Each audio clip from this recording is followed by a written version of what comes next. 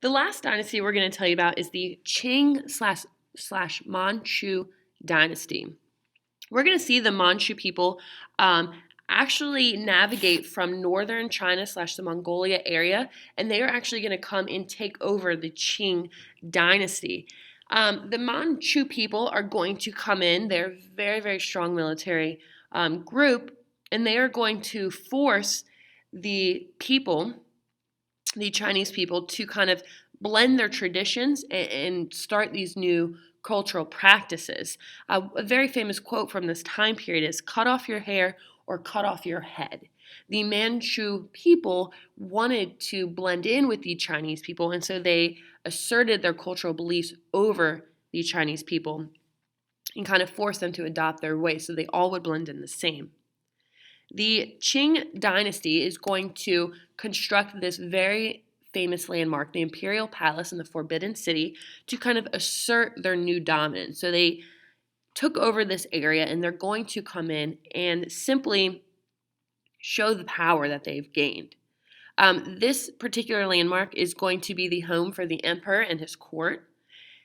Just as a fun fact, in the movie Milan, if you have ever seen that, this landmark is actually shown in that movie, but the time period that that movie is set in is actually ahead of its time. We're going to see that this landmark wasn't made for another 1,000 years. So it wasn't actually historically accurate, per se. Like I said, though, the Manchu people are going to be an extremely powerful military group. We're going to see during their rule, they're going to battle many surrounding enemies and kind of start to assert themselves and take over these particular territories. Territories such like Taiwan, Mongolia, Tibet, and parts of Central Asia are all going to become part of the Qing slash Manchu dynasty because they were defeated in battle. Even today, China has control over Taiwan and Tibet, but we're going to see that these are two countries that are still seeking independence away from China. So those tensions still exist today. The Qing slash Manchu dynasty is going to start to experience some troubles, especially when it comes to imperialism. Now, imperialism is this belief of going into other countries. So you guys can see this political cartoon here on the right has different images or kind of different representations of various countries that are all trying to kind of cut a piece of the Chinese pizza here that is resembled. It resembles it as a pizza. So they're all trying to kind of get a piece of this pizza or pie and kind of put their hands into this particular dynasty. So we're going to see the Qing slash Manchu dynasty really experience some difficulties when it comes to imperialism. Now, as another fun fact, as you're looking at this political cartoon, you can see the man who is kind of representative of the Qing slash Manchu dynasty has a very sweet mustache. Now, this mustache, if you guys have ever heard of the Fu Manchu, actually comes from this particular dynasty. So go home and tell your parents you learned a lot today.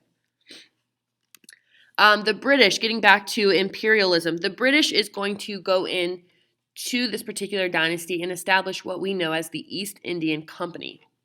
And again, this should be very, very familiar as they were the strongest exporters in the East. So just like we've seen in previous units, this idea of westernization is going to occur throughout these Chinese dynasties. So the Chinese are going to export tea, spices, and silk. Tea was actually in very, very large demand for the British, so it was a good that they bought very often.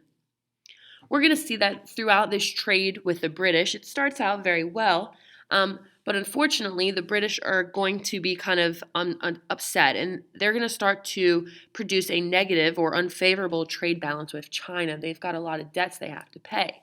So what they're going to do is start selling opium to Chinese middlemen, who will start in turn selling it to the people of China. And this opium, for those that don't know, is a very addictive drug. And we're going to see that the Chinese government, who believe in these Confucian ideas, do not support this new practice. They do not support this the intaking or kind of using of this new drug. Well, opium, like I said, is extremely addictive, so it's going to sell very, very fast in this new dynasty. We're going to see that the British want to continue selling the opium, but the Chinese refuse. And so the Chinese are going to kind of start to put down their foot and backlash at the British, and the British are going to come and retaliate in return with a series of wars. And these are kind of given the title Opium Wars. The Opium Wars were kind of a series of small wars where we're going to see the British is extremely victorious.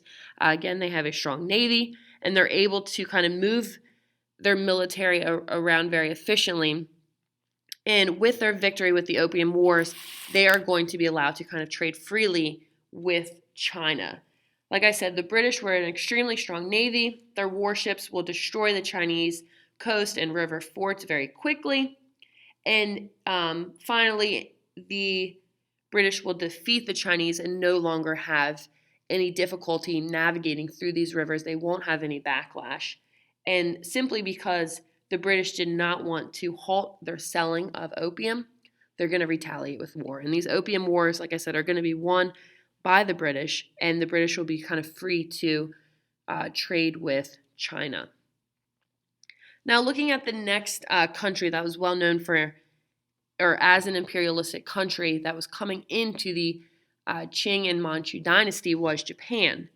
Now, if any of you guys have younger brothers or sisters, Japan was kind of like this younger brother or sister for China during this time period. And we're going to see that eventually they're going to grow up. Maybe you've picked on them and kind of pushed them around, but once your younger brother or sister grows up, they might start to retaliate. We're going to see that as Japan grows and starts to flourish, they also start to build a very, very powerful navy. And as the Qing and Manchu dynasty has kind of shifted their focus, Japan is going to attack. And so the Japanese Navy is going to be able to defeat the Chinese and take control over particular parts of China. And what they're going to do is use them to their advantage. They're simply going to turn these particular areas into industrial colonies, and they are going to benefit extremely from these particular regions that the Japanese have conquered. So finally, we're going to see all of this new imperialism that's going to come into China is going to start to leave the Qin/Manchu dynasty in decline. This dynasty is going to be unable to kind of restore order, and so we're going to see them become an isolationist nation, meaning they want to kind of keep to themselves. They don't necessarily want to expand. This dynasty is also going to struggle to advance in education, science, as well as technology. So some of these previous dynasties that you guys have heard about, they put a very large emphasis on education. And we're going to see that the Qing dynasty is not necessarily going to do that. They're going to defer in that aspect. They don't put as much emphasis on education. And so as a result, they're going to have a lot of rebellions. Like I said, political turmoils going on during this time period. They had, wars with the British, and they were defeated now by the Japanese. And this is pretty much going to lead to the upheaval of the empire, and the Qing/Manchu dynasty will fall in 1912.